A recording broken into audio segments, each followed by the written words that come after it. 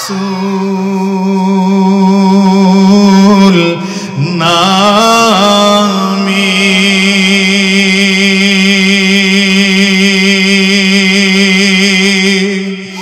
কে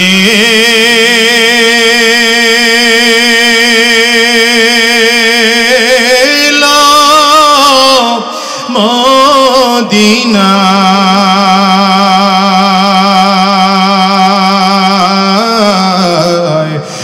রাসূল নামে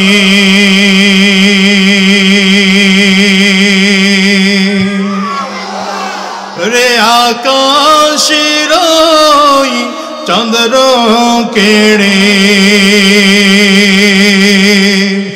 রে আকাশের চন্দ্র কেড়ে ওকে আনলো মদিনা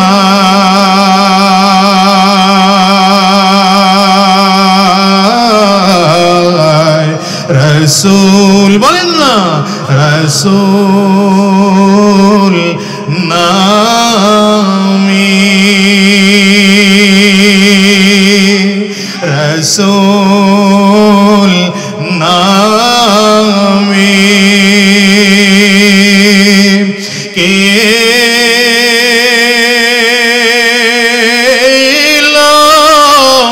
মদিনা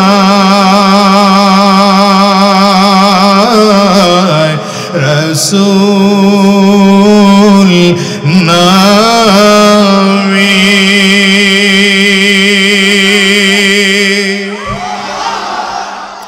দুনিয়ার মুসলমান ভালো করে শোনো নবীর সোহবতে থাকার কারণে হযরত ওমর ফারুক রাদিয়াল্লাহু আনহুর দিলে এই পরিমাণ পরিবর্তন এসেছে নবীজির সোহবতে থাকার কারণে হযরত আবু বকর সিদ্দিক রাদিয়াল্লাহু আনহুর দিলে কি পরিমাণ পরিবর্তন এসেছে যে আবু বকর সিদ্দিক ছিলেন মক্কার বাজারের সবথেকে বড় ব্যবসায়ী যে আবু বকর সিদ্দিক ছিলেন মক্কার বাজারের দামি কাপড় দিয়ে জামা বানাইতেন আজকে সে আবু বকর দ্বীনের রাস্তায় চলার কারণে কোরআনের পথে চলার কারণে নবীর রাস্তায় সব ধীরে ধীরে দান করে দেয় নিজে এত গরিব হয়ে গেলেন চালার চট করে আবু বকর সিদ্দিক রাদিয়াল্লাহু আনহু করে আর চোখের পানিগুলো ফেলে কাঁদে ও দুনিয়ার মুসলমানেরা ভালো করে বুঝো এটা কেমনে সম্ভব যার দিলের মধ্যে তাকওয়া আছে তার চোখে পানি আসা সম্ভব দিলে তাকওয়া নাই তো চোখ দিয়ে পানি বের হবে না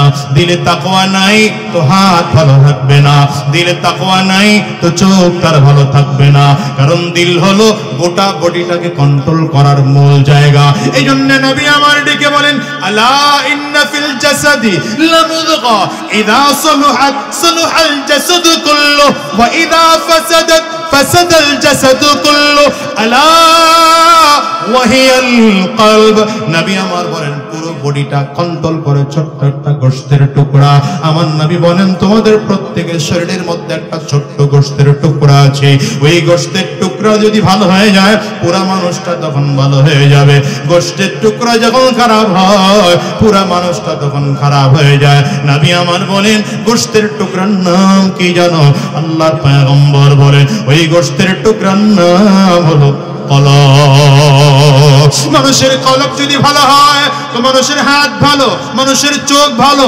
মানুষের জবান ভালো মানুষের ব্রেন ভালো মানুষের পা ভালো মানুষের অঙ্গ প্রত্যঙ্গ ভালো তার সিনা ভালো তার কলিজা ভালো তার কথাবার্তা ভালো তার লেনদেন ভালো তার আচার আচরণ ভালো আর যে মানুষ তার কলিজার মধ্যে তাকওয়া নাই তার চোখ ভালো না হাত ভালো না পা ভালো না জবান ভালো না অঙ্গ প্রত্যঙ্গ ভালো না এইজন্য বলে যে সাবধান রে বাবা তাকওয়া অর্জন করো তাকওয়া অর্জন করো তাকওয়া অর্জন করার জন্য কি লাগবে জানো সত্যবাদীদের সঙ্গী হওয়া লাগবে সত্যবাদীদের সঙ্গী কেমনে হইবা নবীর যুগে সাহাবায়ে কেরাম নবীর সবার সঙ্গী হয়েছে নবী জমিন থেকে বিদায় তাবেঈন সাহাবায়ে কেরামদের সঙ্গী হয়েছে সাহাবায়ে কেরাম জমিন থেকে বিদায়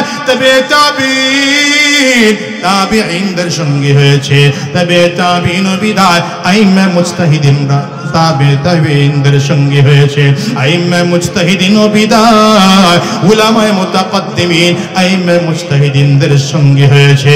এক এক করে সব বিদায়। এই যুগের মানুষ ভালো করে বোঝো, আল্লাহ ওয়ালারা ধীরে ধীরে তোমার আমার জমিন থেকে বিদায় হয়ে যাচ্ছে। আমি তো মাঝে মাঝে বলি, একটা যুগ এমন ছিল যেই যুগের মানুষগুলোর অবস্থা এত চমৎকার ছিল। ওই হাফিজ হুজুর রাহমাতুল্লাহি আলাইহি এদেশের মানুষকে দ্বীনের কথাগুলো বলে বলে শোনাইতেন। সদর সাহেব হুজুর রাহমাতুল্লাহি আলাইহি এদেশের মানুষকে দ্বীনের কথাগুলো বলে বলে শোনাইতে। হায় রে ও দুনিয়ার মুসলমান, যুগের পরিবর্তনে আল্লাহর বান্দারা জমিন থেকে বিদায় হয়ে গেল। কুতুবুল আলম কালো মানিক সৈয়দ ফজলুল করিম জমিন থেকে বিদায়।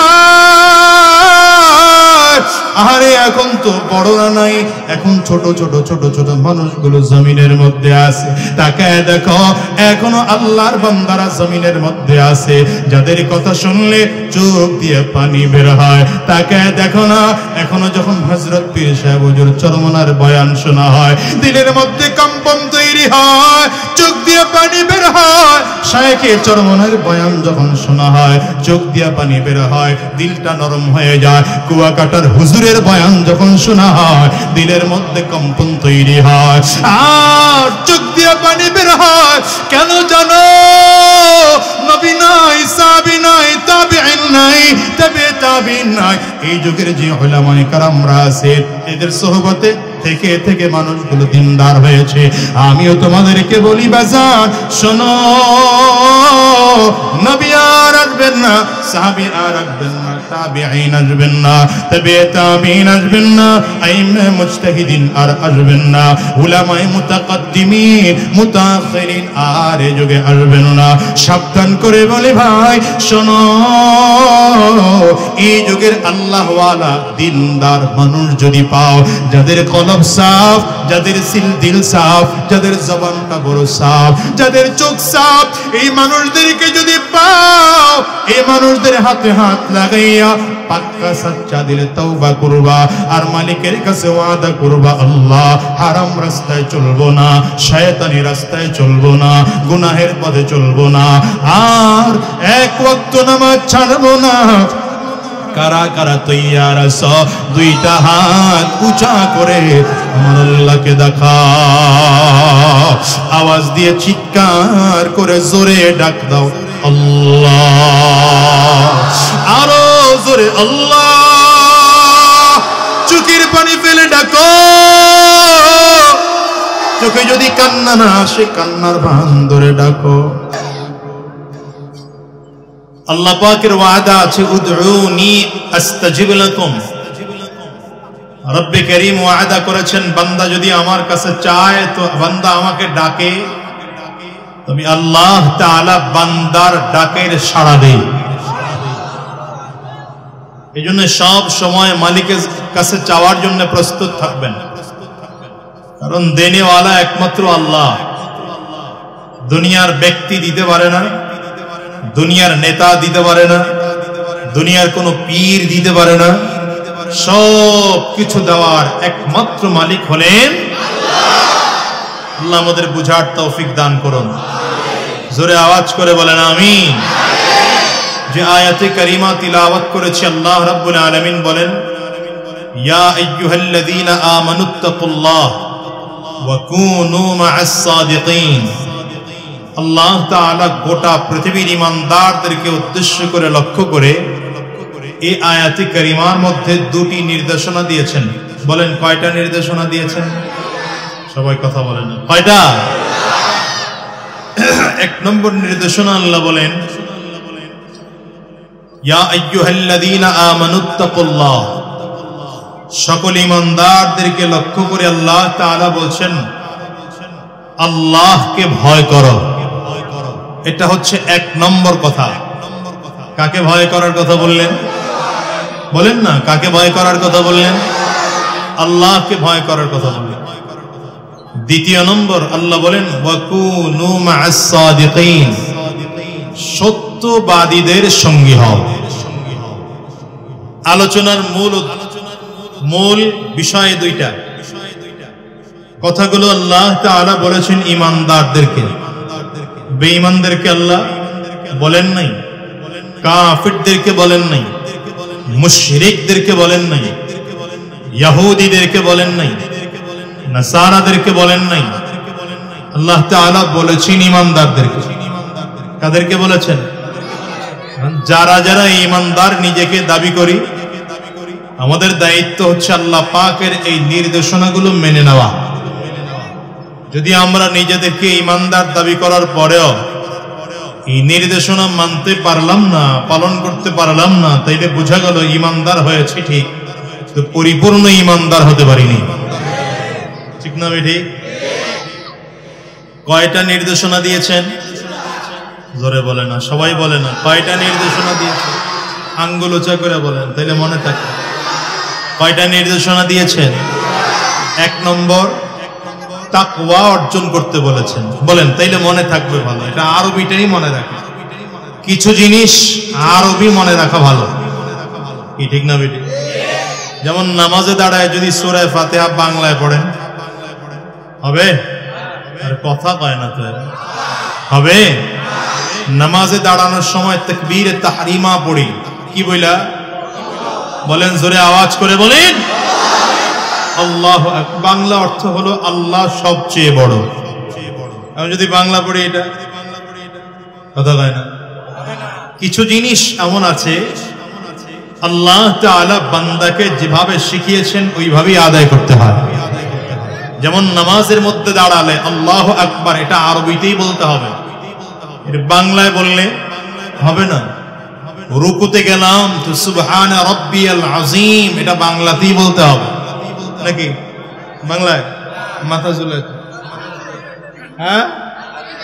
রুকুতে গেলাম তো সুবহান রাব্বিয়াল আযীম কিসে? আস্তে বলেন কেন, জোরে বলেন। রুকু থেকে দাঁড়াইলাম সামিআ আল্লাহু লিমান হামিদা, আরবিতেই বলতে হবে। এখন আমরা অনেকে আরবিটারে আবার বাংলা বানাই নিছি, আরবিটারে বাংলা বানাইছি, বুঝলেন? আরবি শুদ্ধ করে পড়তে জানে না। কেন শুদ্ধ করে পড়তে জানে না?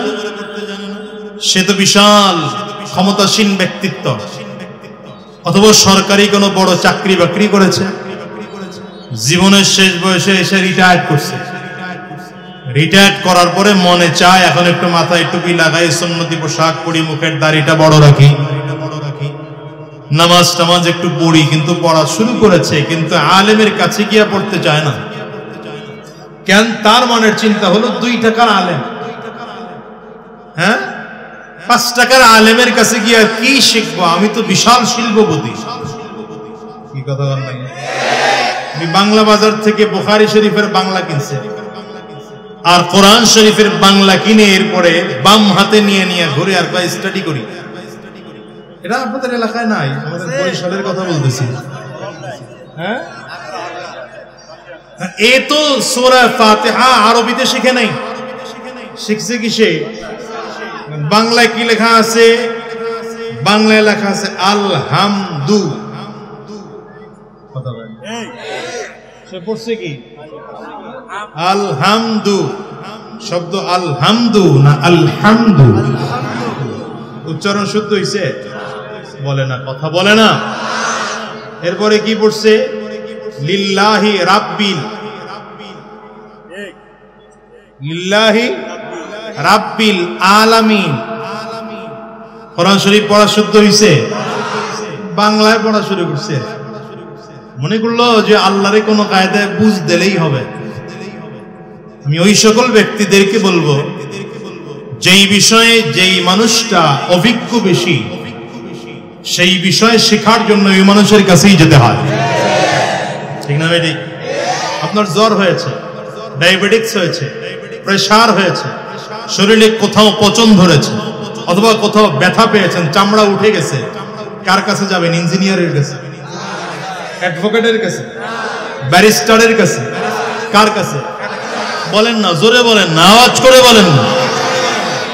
আপনার তো এই এলাকাটা কি এলাকা জানেন? শাহী মহল্লা। আপনার তো শাহী মহল্লায় 2টা 3টা বাড়ি আছে, আপনি তো কোটি কোটি টাকার মালিক। ডাক্তার যিনি তিনি হয়তো আপনার কোন ফ্ল্যাটে ভাড়া থাকে, কি ফ্ল্যাটে ভাড়া থাকে, তার মানে আপনি 2, 4, 5, 10 কোটি টাকার মালিক, ডাক্তার 50,000 টাকারও মালিক না।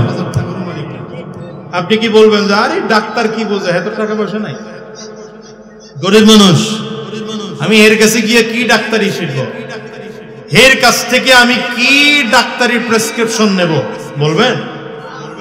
আকরে তাকাই বলবেন? বরঞ্চ আপনি চিন্তা করবেন, ডাক্তার সাহেব যদি অভিজ্ঞতা সম্পন্ন হয় তাহলে তার টাকা আছে না নাই, সম্পদ আছে না নাই দেখার প্রয়োজন নাই।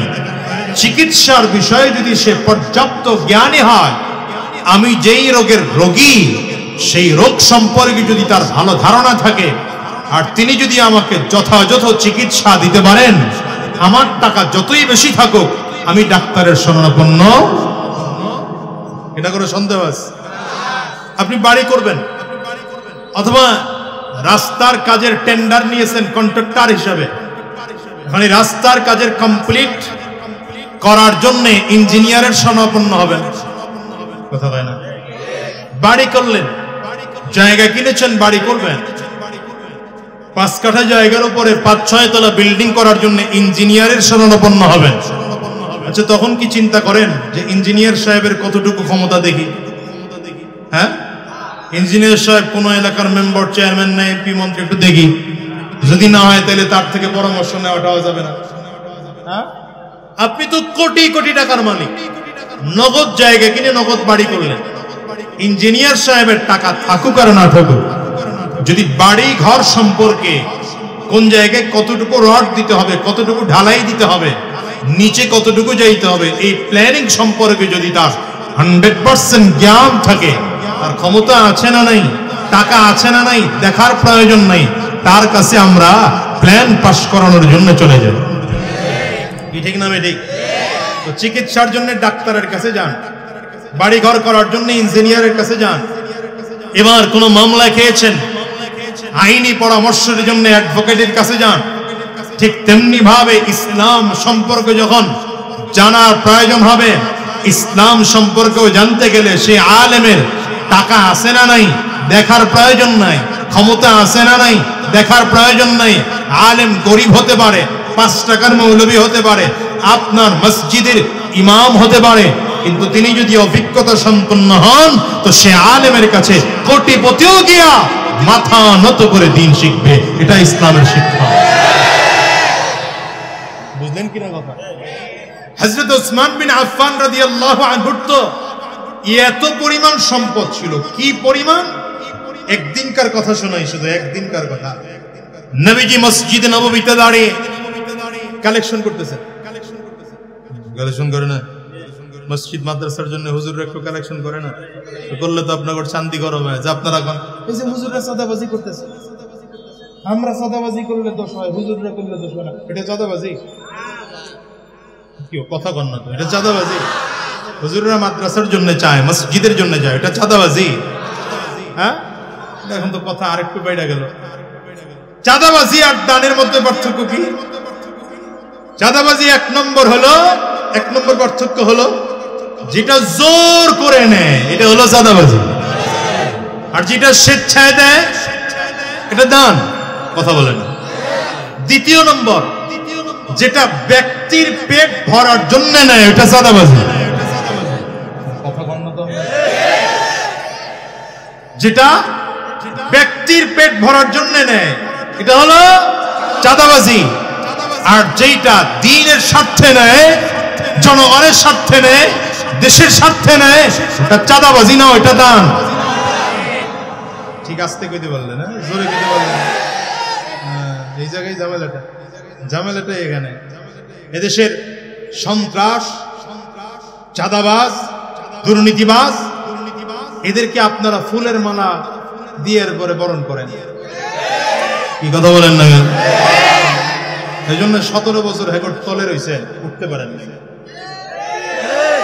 আমরা হুজুররা বহুত বলছি, আপনারা শোনেন নাই, বরঞ্চ আমাদের মুখ কেমনে বন্ধ করে দেওয়া যায় সেটা নিয়ে ফিকির করছেন। কি কথা বলেন না? এই সময় মাহফিলে বলছেন হুজুর অর্ধেক ওয়াজ করছেন, এটা জায়েজ আছে। যেহেতু আপনি আমাদের বিরুদ্ধে কইছেন, বাকি অর্ধেক ওয়াজ জায়েজ না। কথা বলেন না, এই ওয়াজ জায়েজ না জায়েজের ফতোয়া দিবেন কে? এলাকার নেতা সাহেব। হ্যাঁ, আস্তে কোন কেন, জোরে বলেন। থানার ওসি সাহেব ফোন করে বলেছে, হুজুর আপনি মাহফিলে আসছেন, এটা জায়েজ ছিল। গাড়ির থেকে নাইমা স্টেজে উঠা বক্তব্য দিবেন, এটা জায়েজ নাই, ঘুরে যান গা, কিছু করেন নাই, গেছি গা। আবার স্টেজ থেকেও নামায় দিছেন। আবার যখন জোর করে কথা বলতে গিয়েছি, হাতে হ্যান্ডকাপ পরায়া আসামির মতো করে জেলখানায় নিয়ে বন্দী করেছে। কোথায় তোমরা আজ? বাহাদুরি কোথায়? ক্ষমতা কোথায়? আল্লাহ তো জমিন দিয়ে হাইটা যাওয়ার মতো ক্ষমতাও তোমার দেয় নাই। পালায়া উপর দিয়ে গেছো গা, উপর দিয়ে গেছো গা। জমিন দিয়ে গেলে মানুষ কবর দিয়া দিত, কবর দিয়া দিত। বুঝেন নাই কথা? জমিন দিয়ে হাইটে যাওয়ার সুযোগ হয় না। অপরাধ এই পরিমাণ করছে যে পারলে উপর দিয়ে যায়, নিচে নামিস না। রাগ করলেন? এই জন্যে আলেমের কাছ থেকে দিন শিখবেন, দিনদারের কাছ থেকে দিন শিখবেন, কোরআন ওয়ালাদের কাছ থেকে দিন শিখবেন। ক্ষমতা না থাকলেও, টাকা না থাকলেও, আলেম যদি অভিজ্ঞ হয় তো তার কাছ থেকে দিন শিখবেন। এটাই ইসলামের শিক্ষা। এটা কিসের শিক্ষা? হযরত উসমান বিন আফফান রাদিয়াল্লাহু আনহু মসজিদে বসা, নবীজি মসজিদে নববীতে বসে কালেকশন করতেছেন। যুদ্ধের ময়দানে যেতে হবে, কার কাছে কি আছে সাধ্য অনুযায়ী দান করো। হযরত উসমান বিন আফফান লাভ দিয়ে দাঁড়াইছেন, একদম বরাবর সামনে দিয়া দাঁড়ায় বলেন, হুজুর 100 উট। সুবহানাল্লাহ, জোর পাইলাম না। ওই টাইপের দানকারী তো এই যুগে নাই। 100 উট মানে বুঝছেন কি? বুঝছেন? খালি তো শুনছেন আর সুবহানাল্লাহ বলেন। 100 উট মানে কি? এখনকার যুগের 100 মার্সিডিজ গাড়ি, প্যারাডো গাড়ি, প্যারাডো গাড়ি। একটু কমাই কইলাম, মার্সিডিজে না গেল। কি কথা বলেন?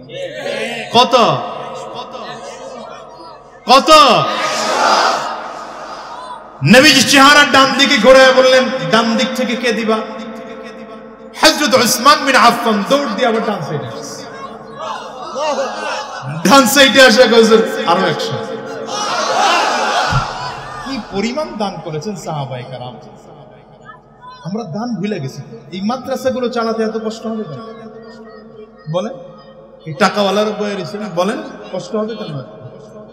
মাদ্রাসা চালানোর জন্য মাহফিল করে 10 টাকা 20 টাকা কালেকশন করতে হবে কেন? আপনাকে আল্লাহ তাআলা 10টা ফ্ল্যাটের মালিক বানিয়েছেন, একটা বাড়ি করছেন। আপনার বাড়িতে 10টা ফ্ল্যাট আছে, একটা ফ্ল্যাট মাদ্রাসার জন্য দান করে দেন না। ওরকম কলিজাওয়ালা হন। ও জায়গা মতো হাত করছে, এখন আর ঠিক হতে দিবেন।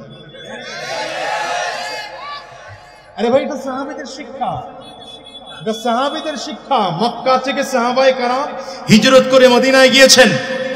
2 জন বিবি, সাহাবী তো একা গিয়েছেন, বিবিরে নিয়ে যাওয়ার সুযোগ হয়নি।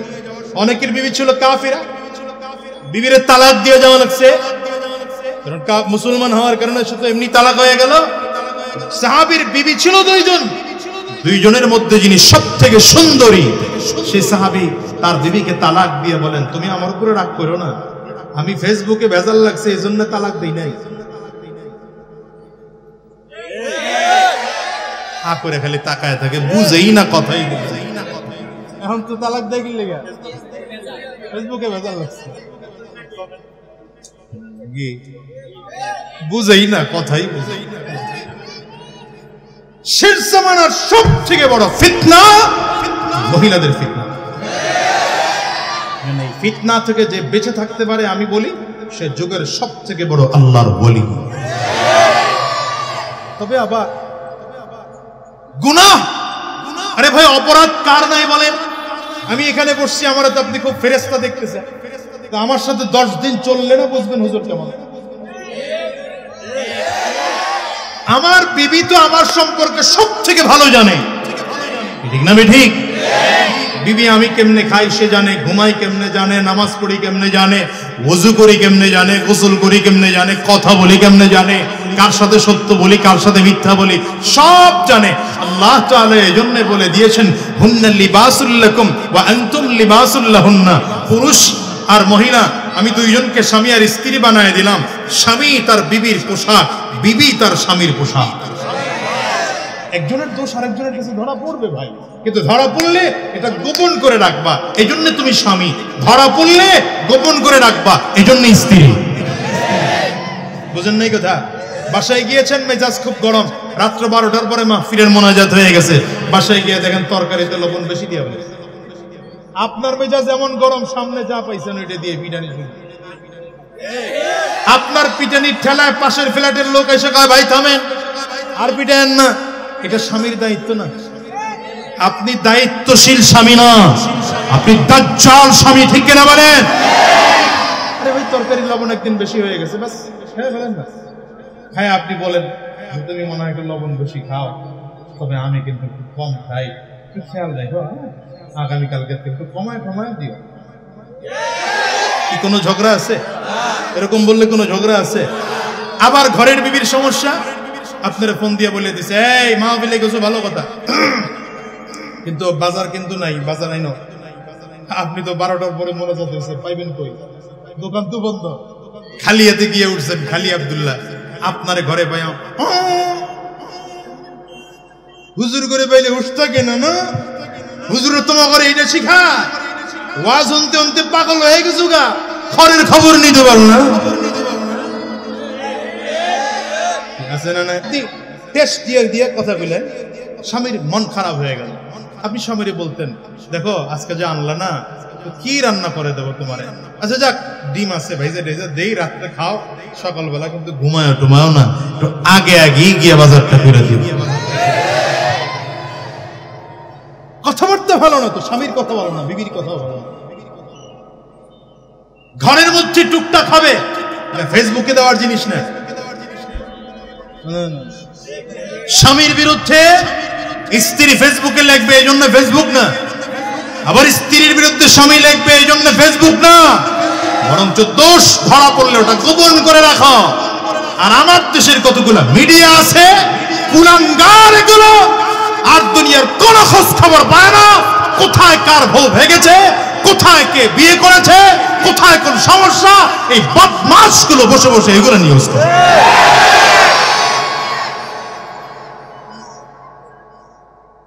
দালাল কতগুলো বসে আছে, ওই 17 বছর করছে হেগর দালালি, এখন কোনো কাম পায় না, এখন বসে বসে আরেক আকাম শুরু করছে। হাদিসের কথা হচ্ছে আপনি কারো দোষ পেয়েছেন, এটা গোপন করে রাখেন ভাই। কথা বলেন, কারো দোষ পেয়েছেন এটা কি করে রাখেন? আর আপনি গিয়ে কেন না দেখছি মেম্বার সাহেব বহুত দেখছি, চেয়ারম্যান সাহেব আছে, এখানে মেম্বার চেয়ারম্যান আছে। ওহো ওয়াজ গায়েব পড়ে গেছে অলরেডি এই ওয়ার্ডে। মেম্বার সাহেব বাসা, ও সভাপতি সাহেব মাশাআল্লাহ। আপনি গিয়ে দোষ কোন শুরু করলেন? মেম্বার সুবিধা না, খালি রেশন কার্ড দিয়ে মানুষের তেটে আলা।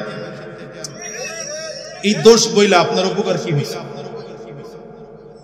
বলেন কি হয়েছে? যদি উনি নিয়েও থাকে তাহলে আপনি গীবত করেছেন, আপনি গুনাহগার। আর যদি না নিয়ে থাকে তাহলে আপনি তুহমত দিয়েছেন, আপনি 100 দররা খাওয়ার যোগ্য হয়েছেন। বরঞ্চ সেটা না করে একদিন তারে ফোন দিতেন, ভাই নাম কি জানো মেম্বার সাহেব, যে বাবুল ভাই তোমার তো বড় আশা টাশা করে ভোট দিছিলাম, এগুলো করে টুরো না, জোরে বলা যায় না, বাস ক্লিয়ার হয়ে যেত। কি ঠিক না বেঠিক জোরে বলেন?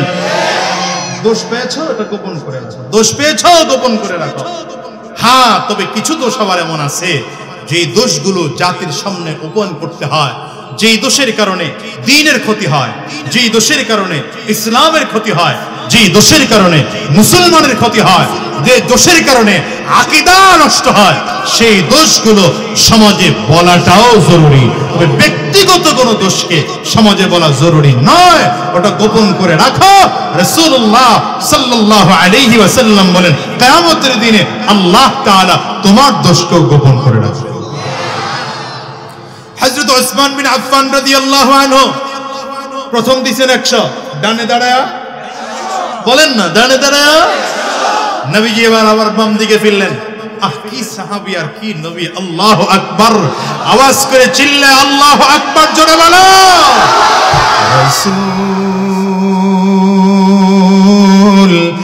নামে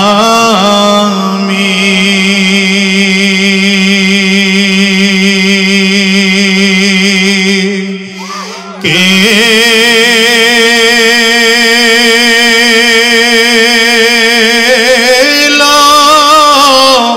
মদিনা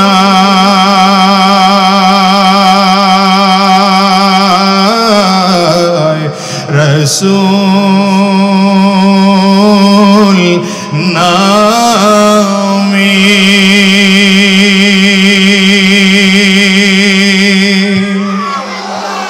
রে আকাশের চন্দ্র কেড়ে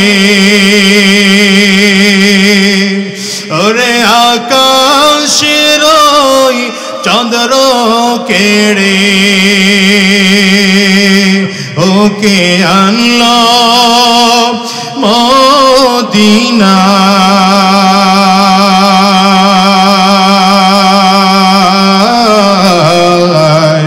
রাসূল বলেন না, রাসূল নামে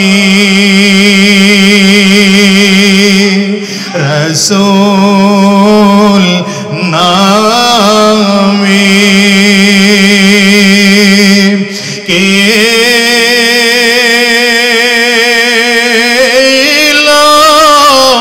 মদিনা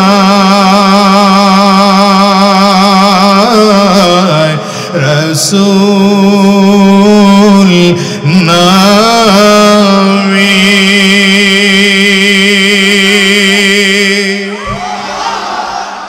এই ছিল রাসূল আর এই ছিল আমার নবী। আরে নবী আলাইহিস সালাম চেহারা আবার বাম দিকে ঘোরায় বললেন, বাম দিক থেকে কে কি দিবা? হযরত ওসমান বিন আফফান দৌড় দিয়ে আবার বাম সাইডে এসে কয়, হুজুর আরো 100, সামনে 100, ডান দিকে 100, বামে 100। বলেন কত? হযরত ওসমান বিন আফফানের দানের ধরন দেখা নবীজি এবার বলতে বাধ্য হয়েছেন, ওসমান ছাড়া আর কে কি দিবা দাও।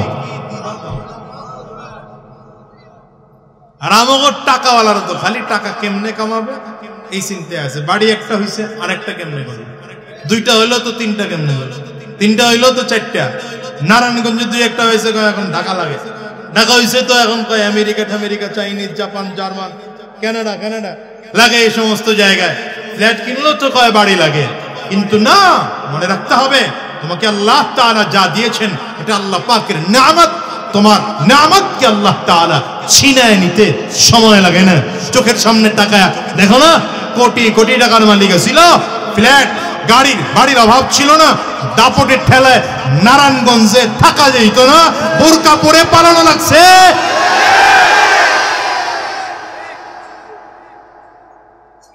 এগুলো দেখে দেখে শিখতে হবে, দেখে দেখে।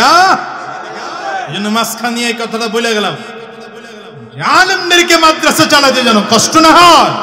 যারা বিত্তবান আছেন স্বার্থের সর্বোচ্চটি নিয়ে মাদ্রাসায় নিজের দায়িত্ব জমা দিয়ে আসবেন। হুজুর এখানে এতিম বাচ্চারা আছে, এরা কোরআন পড়ে, হাদিস পড়ে, আমি এটা দিয়ে গেলাম আপনারে 50 বস্তা চাউল দিয়ে গেলাম, টেনশন মুক্ত মাদ্রাসা চালান।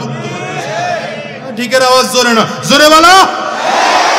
ড্রেন ময়লা ধরে গেছে, একদিন নাইমা পরিষ্কার করা শুরু করে দেন। নামতে পারছেন না, টাকা নাই আপনার কাছে, কি বলে আপনার ইজ্জতে লাগে টাকাওয়ালা, তো 2000, 3000, 5000 টাকা দিয়া দুইজন বদলা রেখা ড্রেনটা পরিষ্কার করে বানান। যত জীবন মানুষ তাকায় দেখবে, প্রত্যেকটা মানুষ দোয়া করবে। এগুলা হয় কেমনে? এগুলা দিনদারদের সোহবতে হয়। কাদের সোহবতে হয়? এজন্য আল্লাহ বলেন, ইয়া আইয়ুহাল্লাযীনা আমানুত্তাকুল্লাহ, ইয়া আইয়ুহাল্লাযীনা আমানুত্তাকুল্লাহ ওয়া কুনু মা'আস সাদিকিন।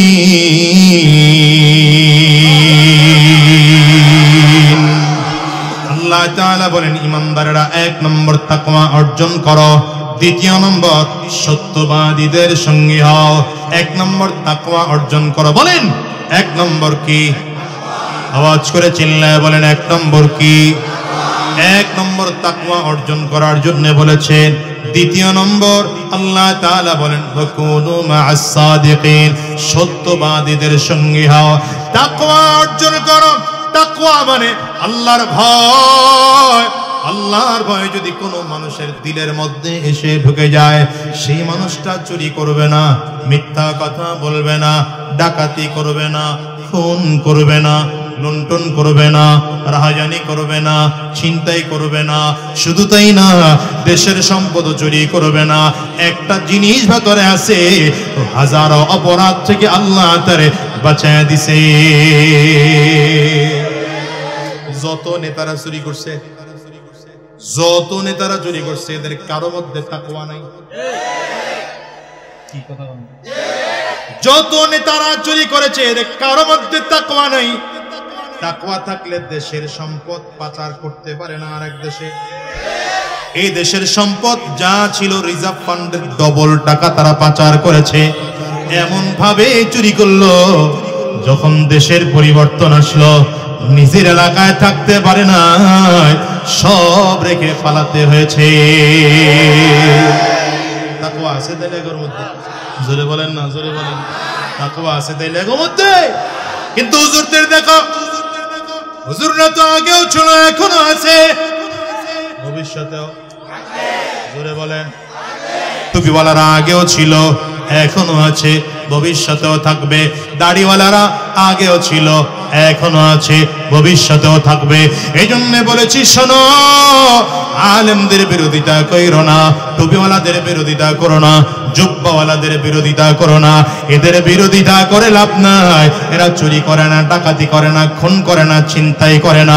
বরঞ্চ তোমরা তাদেরকে জঙ্গি বলে গালি দাও, রাজাকার বলে গালি দাও, উগ্রবাদ বলে গালি দাও, মৌলবাদ বলে গালি দাও। আর এই হুজুরেরা তোমাদের কাছে এসে এসে দ্বীন শেখানোর জন্য দাঁড়ায় যায়, আর হাতে ধরে বলে, পায়ে ধরে বলে নামাজ পড়ো, দ্বীনের রাস্তায় চলো, কোরআনের পথে চলো, ইসলামের পথে চলো, হারাম রাস্তা ছেড়ে দাও, সুদের রাস্তা ছেড়ে দাও, ঘুষের রাস্তা ছেড়ে দাও। কেন বলে জানো? এদেশের মানুষগুলো যদি দিনদার হয়ে যায়, এদেশের মানুষগুলো যদি তাকওয়াবান হয়ে যায়, প্রত্যেকটা মানুষ যদি তাকওয়াবান হয়ে যায়, এদেশের মেম্বার সাহেবরা যদি তাকওয়াবান হয়ে যায়, চেয়ারম্যানরা যদি তাকওয়াবান হয়ে যায়, ইউনিয়ন পরিষদের মধ্যে দুর্নীতি হবে না। এদেশের মন্ত্রীরা যদি তাকওয়াবান হয়ে যায়, মন্ত্রণালয়ে দুর্নীতি থাকবে না। এদেশের এমপিরা যদি তাকওয়াবান হয়ে যায়, সংসদের মধ্যে দুর্নীতি থাকবে না।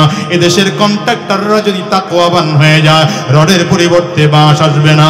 এদেশের প্রত্যেকটা মানুষ যদি তাকওয়াবান হয়, খোদার কসম করে বলি, দুর্নীতি জমিনে থাকবে না। হ্যাঁ, তবে তাকওয়া এমন এক জিনিস, কখনো বাড়ে কখনো কমে। সাউন্ডটা বাড়ায় রাখেন। যেমন ঈমানের পাওয়ার বাড়ে কমে, তেমন তাকওয়ার পাওয়ারও বাড়ে কমে। ঈমান বাড়ে কমে কেমনে জানেন না? ঈমান ঈমান কথা কয় না, ঈমান বাড়ে কমে। ঈমান বাড়ে কমে কেমনে? দ্বীনি পরিবেশে থাকলে ঈমান বাড়ে, মসজিদে থাকলে ঈমান বাড়ে, আল্লাহ ওয়ালাদের সুহবতে থাকলে ঈমান বাড়ে। এই যে ব্যাটারিতে চার্জ কমে যায় তো আবার চার্জ দিতে হয়, চার্জ কমে যায় তো আবার দিতে হয়। এই মহল্লায় মহল্লায় মাহফিল কেন? আরে ভাই কথা বলেন না, এই মিডিয়ার পোলাবনের কথা পাই। বসো, সেটমেন্ট করে বসো। হ্যাঁ, দ্রুত দ্রুত। ব্যাটারি, এখন তো ব্যাটারি পোলাবন চিনবে না, কারণ কারেন্ট থাকলে তো আর লাগে না। ব্যাটারি চার্জ দিতে হয় তো একদিন পরে পরে। আপনার ঈমানটাও ব্যাটারির মতো, কখনো কমে কখনো বাড়ে। এজন্য তো হযরত হানজালা রাদিয়াল্লাহু আনহু দৌড়ে আসছে ওমর ফারুক রাদিয়াল্লাহু আনহুর কাছে, এসে কয় না ফাকা হানজালা। আরে হানজালা তো মুনাফিক হয়ে গেছে গা। হযরত ওমর ফারুক কয় কেমনে? নবীর সামনে যখন থাকি তখন দিলের হালাত যা থাকে নবীর দরবার থেকে বের হয়ে আসলে দিলের হালাত আর তেমন থাকে না। হযরত ওমর কইতেন ব্যাপারটা তো আমার মধ্যেও ঘটে, তো হযরত ওমর কইতেন আমিও তো মুনাফিক হয়ে গেছি। কি বুঝেন? কারা বলতেছে? কোন সাহাবী যিনি নবীজির জবানে জান্নাতের সার্টিফিকেট দুনিয়া থাকা অবস্থায় পেয়েছেন? দুজন দৌড়ায় গেছে, হুজুর আমরা দুইজন মুনাফিক হয়ে গেছি কত। আল্লাহ, নবীকে কেমনে? হুজুর আপনার সামনে থাকা অবস্থায় দিলের হালাত যা থাকে বের হয়ে গেলে তো দিলের হালাত তেমন হয় না, পরিবর্তন হয়ে যায়। নবী বললেন আমার সামনে যে হালাত যদি পেছনেও একই হালাত থাকতো তাহলে ফেরেশতারা তোমাদের জন্য পর বিছায়া দিয়া আমন্ত্রণ জানাইতো। এটা থাকবে না, এই জন্যই তো মানুষ, আর এটা থাকার জন্যই তো সোহবত।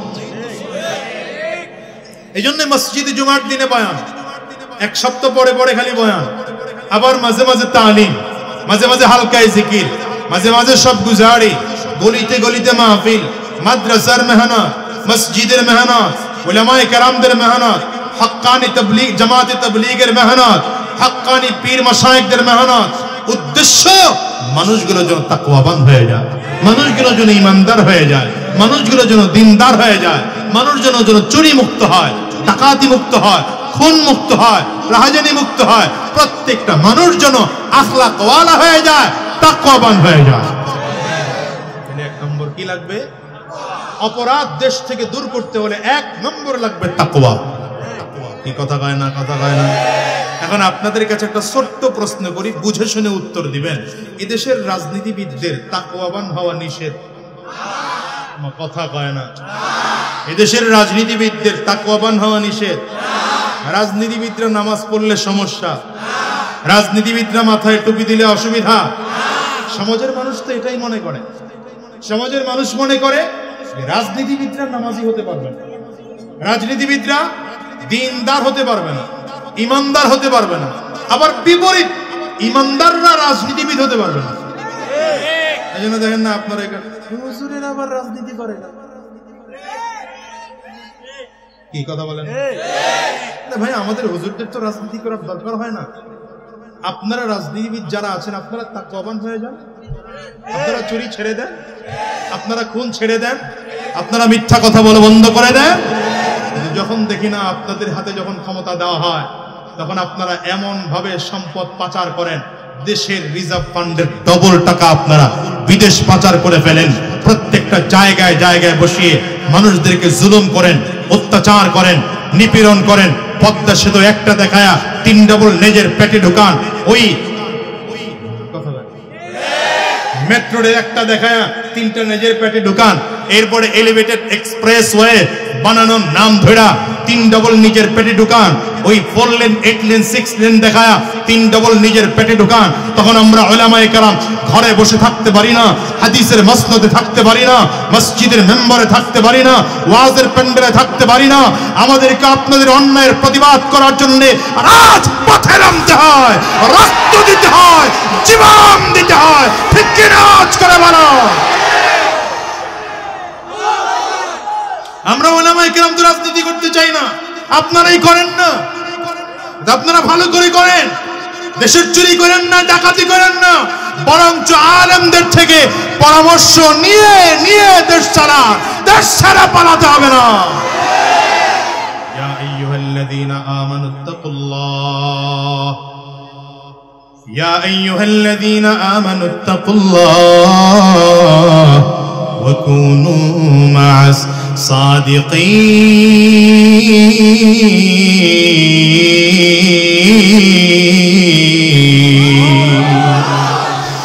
আল্লাহ বলেন ইমানদার গুণ অর্জন করো, তুই গুণ অর্জন করো।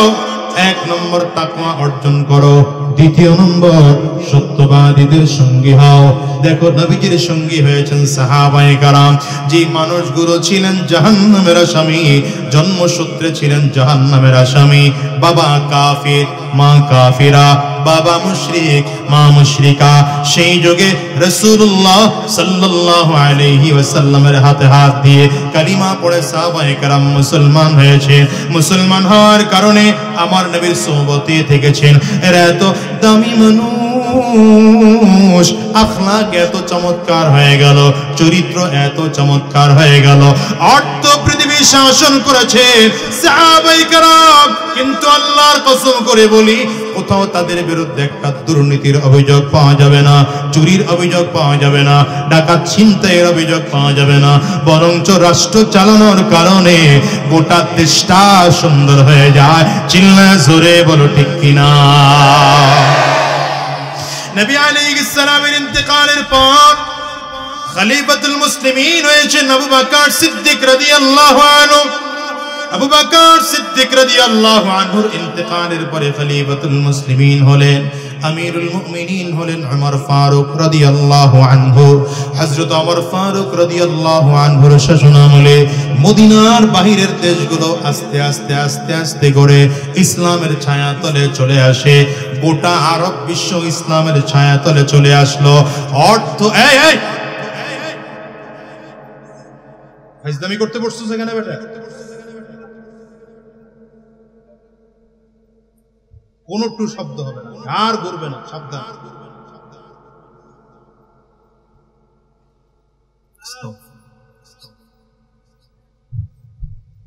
ভাই যেখানে কিছু কথা নিয়ে বসছে, আপনাদের এলোমেলো করলো, তুমি কথা বলতে পারো। হযরত ওমর ফারুক আস্তে আস্তে করে গোটা আরব বিশ্ব নিজের শাসনে আমলে নিয়ে আসলেন। তখনকার পৃথিবীর অর্ধ পৃথিবী ইসলামের ক্ষমতার মধ্যে চলে আসছে। হযরত ওমর মদিনা থেকে বের হয়ে সিরিয়ার জমিনে গেলেন মানুষদের খোঁজ খবর নেওয়ার জন্য। মদিনা থেকে গেলেন সিরিয়ায়, সফর সঙ্গী হিসেবে গিয়েছিলেন হযরত উসমান বিন আফফান রাদিয়াল্লাহু আনহু, হযরত আলী ইবনে আবি তালিব রাদিয়াল্লাহু আনহু। এই তিনজনে মিলে গিয়েছেন সিরিয়ায়। হযরত ওমর ফারুকের একটা চমৎকার অভ্যাস ছিল, মাঝে মাঝে রাতের অন্ধকারে ছদ্মবেশে এলাকার মাঝে মাঝে ঘুরতেন, রাতের অন্ধকারে ঘুরতেন, ঘুরে ঘুরে খবর নিতেন আমার দেশের মানুষগুলো কে কি হালাতে আছে, আমি ওমর নিজের চোখে দেখতে চাই। গাছে ঝুললে নেতা যায় না,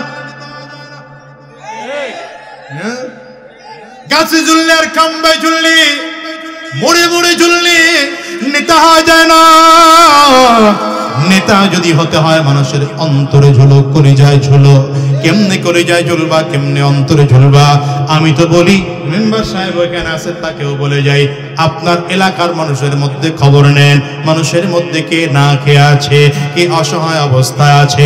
রাতের অন্ধকারে 12টা 1টার পরে তার বাসায় গিয়ে দরজাটা টাক দিয়ে দরজা খুলে ফেলেন, 1000 টাকা তার হাতে দেন। ভাই শুনেছি আপনি খুব অভাবের মধ্যে আছে, কারো কাছে চাইতে পারেন না, আমার সাথে বেশি নাই, 1000 টাকা আছে আপনারে দিয়ে গেলাম। পারেন নাই আপনি 10 কেজি চাউল নিয়ে গোপনে তার বাসায় দিয়ে আসেন, পারেন নাই আপনি 5 কেজি আলু কিনে তার বাসায় নিয়ে দিয়ে আসেন, 5 কেজি পেঁয়াজ কিনে তার বাসায় নিয়ে দিয়ে আসেন, আর বলেন ভাই শুনেছি আপনি অভাবের মধ্যে আছেন, আমার সাধ্য বেশি নাই, আপনি এতটুকু আমার পক্ষ থেকে গ্রহণ করেন। আল্লাহর কসম করে বলি, কোন মানুষকে যদি রাতের অন্ধকারে গিয়ে গোপনে দান করে আসেন, এই মানুষটা কোনোদিন ভুলবে না, তার কলিজা থেকে আপনার জন্য দোয়া করবে, আমার আল্লাহর কুদরতি দরবারও খুশি। হযরত ওমর ফারুক একা একা চলতেছেন রাস্তার পাড়ে, হঠাৎ করে তাকিয়ে দেখেন রাস্তার পাড়ে একটা ঘর, ঘরের সামনে একজন মহিলা বসা আছেন, বিষণ্ণ মন নিয়ে চেহারা নিয়ে বসা বুড়ি মহিলা। রাতের অন্ধকার, হালকা হালকা চাঁদের আলো দেখা যায়। বুড়ি মহিলার সামনে গিয়ে হযরত ওমর ফারুক দাঁড়িয়েছেন, মাথা নিচু করে সালাম দিলেন, আসসালামু আলাইকুম ওয়া রাহমাতুল্লাহ। মহিলা ভেতর থেকে জবাব দিলেন, ওয়া আলাইকুম আসসালাম ওয়া রাহমাতুল্লাহ। হযরত ওমর জিজ্ঞাসা করলেন, মা কেমন আছেন আপনি? মহিলা ডেকে বলে, যেই যুগের শাসক ওমর, সেই দেশে আবার ভালো থাকা যায় না। মারাত্মক কথা। যেই দেশের শাসক ওমর, সেই দেশে আবার ভালো থাকা যায় নাকি? হযরত ওমর থমকে দাঁড়ায় গেলেন। বলে কি মহিলা?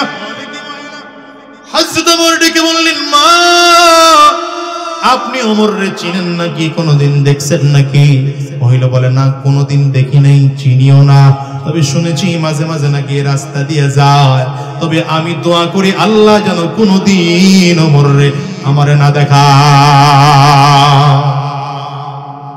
হযরত ওমর দাঁড়ায় গেছেন। ভাই আল্লাহ কি বলে, বলে কি মহিলা, বলে কি আমাকে নেতাগর সামনে যদি এমনি কইতো, হ্যাঁ আগে ফিডা পরে দেখুন, হ্যাঁ কার সামনে বলতেছি, বলতেছি কার সামনে?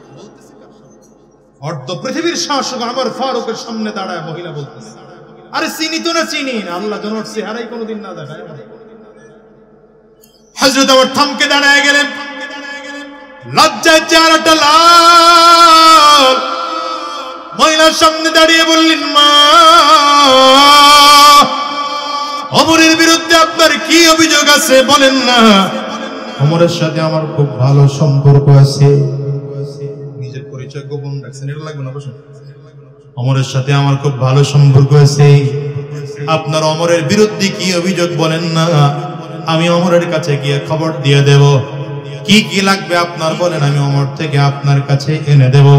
মহিলা বলে, না না লাগবে না বাবা, তুমি আমার পক্ষে ওমরের বিরুদ্ধে কুমরের পক্ষে কথা বলা লাগবে না, ওমর আমাকে কোনো সহযোগিতা দেওয়া লাগবে না। কেন লাগবে না মা? বলে শোনো, ওমর এতদিন ধরে রাষ্ট্রীয় ক্ষমতায় আছে, এতদিন ধরে রাষ্ট্রীয় ক্ষমতায় আছে, আমি একজন মহিলা মানুষ,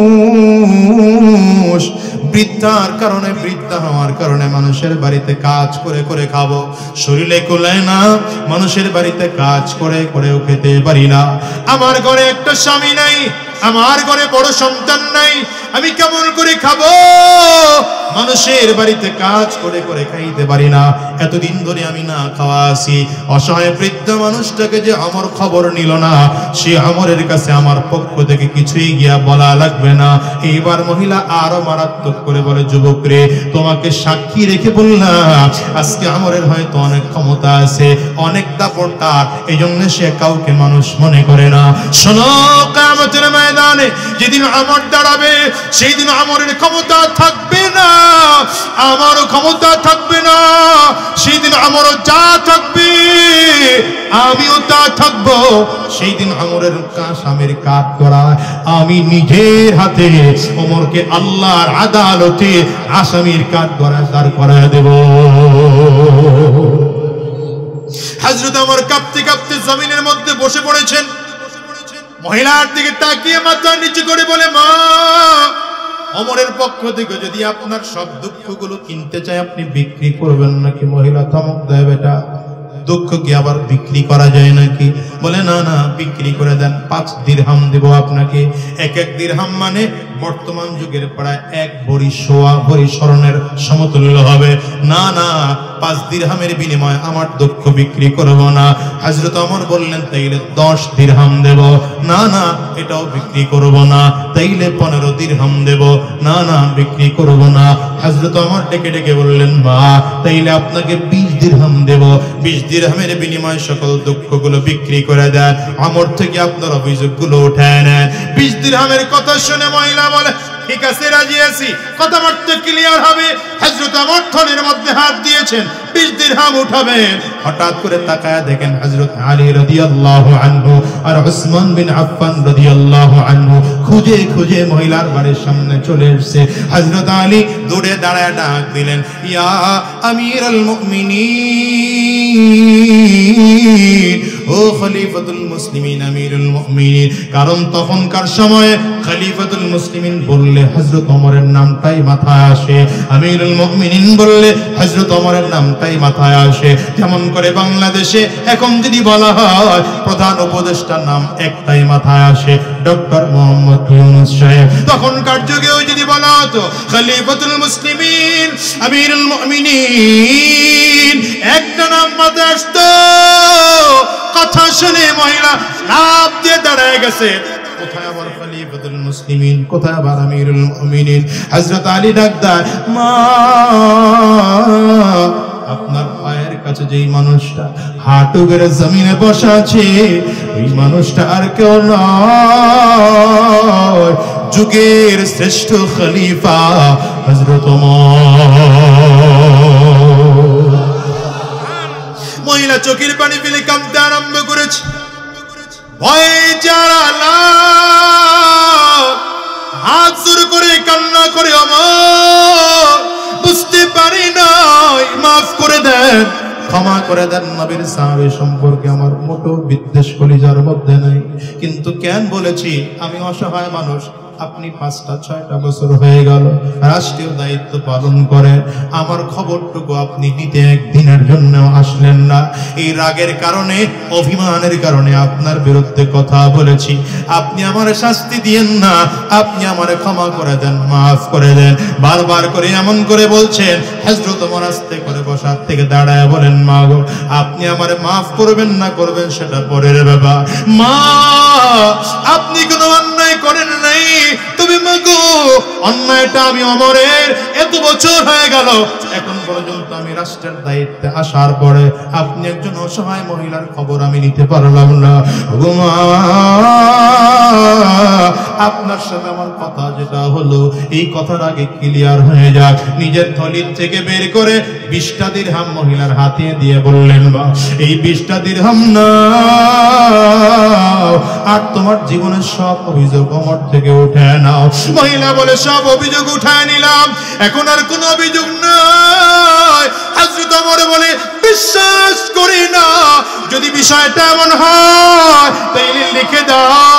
হযরত ওমর নিজের শরীর থেকে চাদরের একটা টুকরা মহিলার হাতে দিলে, একটু করে কলম দিলে, কলম দিয়ে কাগজের কাপড়ের টুকরা দিয়ে বললেন, মা লিখে দেন 20 দিরহামের বিনিময়ে আমার জীবনের সকল দুঃখগুলো ওমরের কাছে বিক্রি করে দিয়েছি। কিয়ামতের ময়দানে ওমরের বিরুদ্ধে আমি মহিলা কোনো অভিযোগ জানাবো না। মহিলা কলম দিয়ে কাপড়ের মধ্যেই লিখে দেয়। হযরত ওমর কাপড়ের টুকরাটা লইয়া চিৎকার করে করে বলে, আলহামদুলিল্লাহ, আলহামদুলিল্লাহ, আল্লাহ পাকের শুকর, আল্লাহ তাআলা আমাকে দুনিয়া থাকা অবস্থায় আসামির কাঠগড়ায় দাঁড় করানো থেকে বাঁচায় দিছে। এবার হযরত আলীর ডাক দেয়, ভাই আলী, এই কাপড়ের টুকরাটা তোমার কাছে রাখবা। শোনো, আমি যদি তোমার আগে জমিন থেকে বিদায় হয়ে যাই, তাইলে আমার যখন বিদায় হয়ে যাব, আমারে গোসল করাইবা, কাফনের কাপড় যখন গড়াইবা, কাফনের কাপড়ের মধ্যে ছোট্ট কাপড়ের টুকরাটা আমার কাফনের মধ্যে ঢুকে দিবা। কেন দিবা আলী জানো? কারণ কিয়ামতের ময়দানে যদি এই মহিলা আল্লাহর আদালতে আমাকে আসামির কাঠগড়ায় দাঁড় করায়, সেই দিন এই কাপড়ের টুকরা দেখাবো আর বলবো, মালিক, দুনিয়ায় থাকা অবস্থায় আমি আমার সব দাবি মহিলার থেকে ছাড়ায় নিয়েছিলাম। দুনিয়ায় থাকা অবস্থায় 20 দিরহামের বিনিময়ে মহিলার দুঃখগুলো কিনে নিয়েছিলাম। এই দুনিয়ার মুসলমান, ভালো করে শোনো, নবীর সোহবতে থাকার কারণে হযরত ওমর ফারুক রাদিয়াল্লাহু আনহুর দিলে এই পরিমাণ পরিবর্তন এসেছে। নবীজির সোহবতে থাকার কারণে হযরত আবু বকর সিদ্দিক রাদিয়াল্লাহু আনহুর দিলে কি পরিমাণ পরিবর্তন এসেছে। যে আবু বকর সিদ্দিক ছিলেন মক্কার বাজারের সবথেকে বড় ব্যবসায়ী, যে আবু বকর সিদ্দিক ছিলেন মক্কার বাজারের দামি কাপড় দিয়ে জামা বানাইতেন, আজকে সে আবু বকর দ্বীনের রাস্তায় চলার কারণে, কোরআনের পথে চলার কারণে নবীর রাস্তায় সব ধীরে ধীরে দান করে দেয়। নিজে এত গরিব হয়ে গেলেন, চালার চট করে আবু বকর সিদ্দিক রাদিয়াল্লাহু আনহু করেন, আর চোখের পানিগুলো ফেলে কাঁদে। ও দুনিয়ার মুসলমানেরা, ভালো করে বুঝো, এটা কেমনে সম্ভব? যার দিলের মধ্যে তাকওয়া আছে তার চোখে পানি আসা সম্ভব। দিলে তাকওয়া নাই তো চোখ দিয়ে পানি বের হবে না, দিলে তাকওয়া নাই তো হাত ভালো থাকবে না, দিলে তাকওয়া নাই তো চোখ তার ভালো থাকবে না। কারণ দিল হলো গোটা বডিটাকে কন্ট্রোল করার মূল জায়গা। এই জন্য নবী আমার ডেকে বলেন, আলা ইন্না ফিল জাসাদি লামুদগা ইযা সালুহাত সালুহাল জাসাদু কুল্লু ওয়া ইযা ফাসাদাত ফাসাদাল জাসাদু কুল্লু আলা ওয়া হিয়াল কলব। নবী আমার বলেন, পুরো বডিটা কন্ট্রোল করে ছোট্ট একটা গোশতের টুকরা। আমার নবী বলেন তোমাদের প্রত্যেকের শরীরের মধ্যে একটা ছোট্ট গোশতের টুকরা আছে, ওই গোশতের টুকরা যদি ভালো হয়ে যায় পুরা মানুষটা তখন ভালো হয়ে যাবে।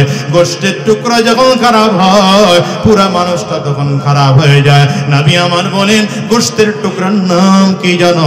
আল্লাহর পয়গম্বর বলেন ওই গোশতের টুকরার নাম হলো কলব। মানুষের কলব যদি ভালো হয় তো মানুষের হাত ভালো, মানুষের চোখ ভালো, মানুষের জবান ভালো, মানুষের ব্রেইন ভালো, মানুষের পা ভালো, মানুষের অঙ্গ প্রত্যঙ্গ ভালো, তার সিনা ভালো, তার কলিজা ভালো, তার কথাবার্তা ভালো, তার লেনদেন ভালো, তার আচার আচরণ ভালো।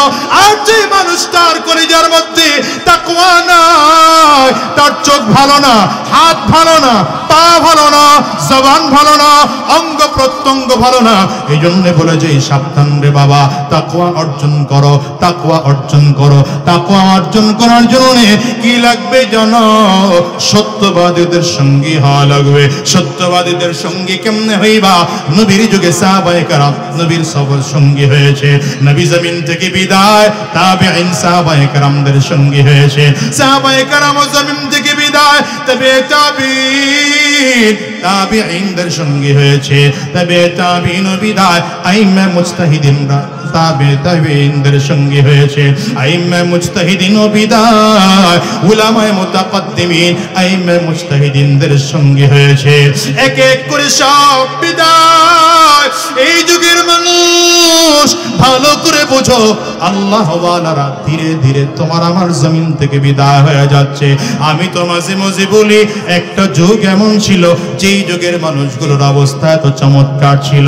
ওই হাফিজ হুজুর রাহমাতুল্লাহি আলাইহি এদেশের মানুষকে দ্বীনের কথাগুলো বলে বলে শোনাইতেন।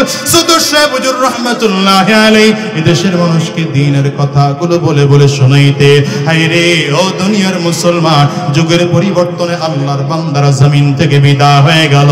কুতুবুল আলম কালো মানিক সৈয়দ ফজলুল করিম জমিন থেকে বিদায়। আরে এখন তো বড়রা নাই, এখন ছোট ছোট ছোট ছোট মানুষগুলো জমিনের মধ্যে আছে। তাকায় দেখো এখনো আল্লাহর বান্দারা জমিনের মধ্যে আছে, যাদের কথা শুনলে চোখ দিয়ে পানি বের হয়। তাকায় দেখো না এখনো যখন হযরত পীর সাহেব হুজুর চরমনার বয়ান শোনা হয় দিলের মধ্যে কম্পন তৈরি হয়, চোখ দিয়ে পানি বের হয়। শায়েখে চরমনার বয়ান যখন শোনা হয় চোখ দিয়ে পানি বের হয়, দিলটা নরম হয়ে যায়। কুয়াকাটার হুজুরের বয়ান যখন শোনা হয় দিলের মধ্যে কম্পন তৈরি হয় আর চোখ দিয়ে পানি বের হয়। কেন জানো? নবী নাই, সাহাবী নাই, তাবেঈন নাই, তাবেঈন নাই। এই যুগের যে উলামায়ে কেরামরা আছে এদের সোহবতে থেকে থেকে মানুষগুলো দিনদার হয়েছে। আমিও তোমাদেরকে বলি বাজার শোনো, নবী আর আসবেন না, সাহাবী আর আসবেন না, তাবেঈন আসবেন না, তাবেঈন আসবেন না, আইম্মে মুজতাহিদিন আর আসবেন না, উলামায়ে মুতাকাদ্দিমিন মুতাআখিরিন আর এই যুগে আসবেন না। সাবধান করে বলে ভাই শোনো, এই যুগের আল্লাহ ওয়ালা দিনদার মানুষ যদি পাও, যাদের কলব সাফ, যাদের দিল সাফ, যাদের জবানটা বড় সাফ, যাদের চোখ সাফ, এই মানুষদেরকে যদি পাও, এই মানুষদের হাতে হাত লাগাইয়া পাক্কা সাচ্চা দিলে তওবা করবা আর মালিকের কাছে ওয়াদা করবা, আল্লাহ হারাম রাস্তায় চলবো না, শয়তানি রাস্তায় চলবো না, গুনাহের পথে চলবো না, আর এক ওয়াক্ত নামাজ ছাড়বো না। কারা কারা তৈয়ার আছো? দুইটা হাত উঁচা করে আমার আল্লাহকে দেখা, আওয়াজ দিয়ে চিৎকার করে জোরে ডাক দাও আল্লাহ, আরো জোরে আল্লাহ। চোখের পানি ফেলে ডাকো, চোখে যদি কান্না না আসে কান্নার ভান ধরে ডাকো। চোখের পানি ফানা বলো আল্লাহ আমার মতো মুজরিম এই জমিনের মধ্যে আর কেউ নাই, আমার চেয়ে বড় গুনাহগার এই জমিনের মধ্যে আর কেউ নাই, আমার চেয়ে খারাপ মানুষ এই জমিনের মধ্যে আর কেউ নাই গো আল্লাহ। আজকের আখেরি মুনাজাতে কুয়াকাটা হুজুরের বয়ান শুনে পাক্কা সাচ্চা দিলে তওবা করব, আল্লাহ আর হারাম রাস্তায় চলবো না, শয়তানি রাস্তায় চলবো না, গুনাহের পথে চলবো না, দিনের পথ ছাড়া বদ্দিনের পথে চলবো না। আল্লাহ তুমি কবুল করে নাও, কবুল করে নাও। জবান খুলে বলো আমিন, আওয়াজ দিয়ে চিল্লায় বলো আল্লাহুম্মা আমিন। আর ভাইরা, সময় আর লম্বা নিতে পারছি না। আজকের মাহফিলের প্রধান আকর্ষণ আমাদের সবার প্রিয় মানুষ বাংলাদেশের। কথা বলে কেন? তুমি স্বেচ্ছাসেবক, তুমি কথা বলো, বসো। বাংলাদেশের লক্ষ কোটি মানুষের হৃদয়ের স্পন্দন হযরত কুয়াকাটা হুজুর আমাদের মাঝে চলে আসছেন। আলহামদুলিল্লাহ বলেন। আল্লাহ তাআলা হযরতের হায়াতে বরকত দান করুন, ইলমে আমলে বরকত দান করুন, আলোচনায় মাধুরতা আরো বাড়িয়ে দিক, বলেন আমিন। গোটা পৃথিবীর মানুষের মুক্তাদা হিসেবে আল্লাহ কবুল করুন, চিল্লায় জোরে বলেন আমিন। আমি আর সময় নিতে যাচ্ছি না। যে কথা বোঝাতে চেয়েছিলাম, গোটা ঈমানদারদেরকে আল্লাহ তাআলা দুইটা গুণ অর্জন করতে বলেছেন। এক নম্বর তাকওয়া, দ্বিতীয় নম্বর নেককার মানুষদের সঙ্গী হতে। আল্লাহ আমাদের দুটি কথার উপরে আমল করার তৌফিক দান করুন। বেহুদা কথা বলে থাকলে আল্লাহ মাফ করে দিন। আপনারা কষ্ট পেয়ে থাকলে আপনাদের কাছে ক্ষমা চেয়ে বিদায় নিচ্ছি। ওয়া মা তৌফিকি ইল্লা বিল্লাহ। আসসালামু আলাইকুম ওয়া রাহমাতুল্লাহ।